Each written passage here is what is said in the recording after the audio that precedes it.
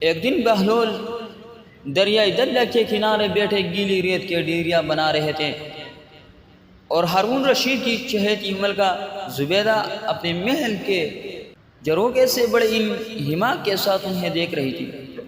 وہ مٹی کے ڈیر بناتے اور پھر خود ہی اسے مسمار کر دیتے۔ ملکہ جروگے سے اتر کر اپنی سہیلیوں کے ہمراہ دریا کنارے آ گئی اور پوچھا، کیا کر رہے ہو بہلول؟ بہلول نے ادائی بے نیازی سے کہا، جنت کے محل بنا رہا ہوں۔ ملکہ نے سوال کیا، اگر کوئی تم سے یہ محل خریدنا چاہے تو فروخت کرو گے؟ بہلول نے کہا، ہاں کیوں نہیں، میں بناتا بھی ہوں اور فروخت بھی کرتا ہوں۔ ملکہ نے پوچھا، بتاؤ ایک محل کی قیمت کیا ہے؟ بہلول نے بے ساختہ کہا، 3 درہم۔ ملکہ کے حکم پر بہلول کو 3 درہم اسی وقت ادا کر دیے گئے۔ یہ واقعہ ملکہ نے اپنے شوہر خلیفہ ہارون رشید کو بتایا، جسے خلیفہ نے مذاق میں ٹال دیا۔ لیکن رات کو ہارون نے خواب میں جنت کے مناظر دیکھے، جن میں آبشاروں مرغزاروں کے علاوہ خوبصورت محلات بھی شامل تھے۔ سرخ یاقوت کے ایک محل پر اس نے زبیدہ کا نام بھی لکھا دیکھا۔ ہارون نے سوچا کہ دیکھو تو صحیح، کیوں کہ یہ میری بیوی کا گھر ہے۔ وہ محل میں داخل ہونے کے لیے جیسے ہی دروازے پر پہنچا، دربان نے اسے روک دیا۔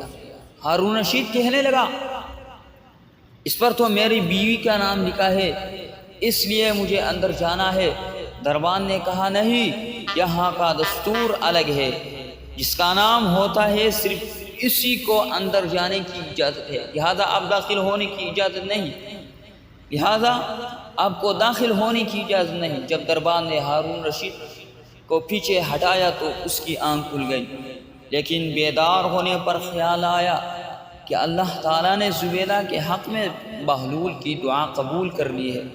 چنانچہ وہ ساری رات اسی افسوس میں کروٹیں بدلتا رہا۔ اگلی شام وہ بہلول کو تلاش کرتا دریا کنارے پہنچ گیا۔ بہلول ایک جگہ بیٹھے اس طرح مکان بنا رہے تھے۔ ہارون نے پوچھا، کیا کر رہے ہیں؟ بہلول نے کہا، جنت کے محل بنا رہا ہوں۔ ہارون نے پوچھا، بیچو گے؟ تو بہلول نے کہا، ہاں کیوں نہیں، میں بناتا بھی ہوں اور فروخت بھی کرتا ہوں۔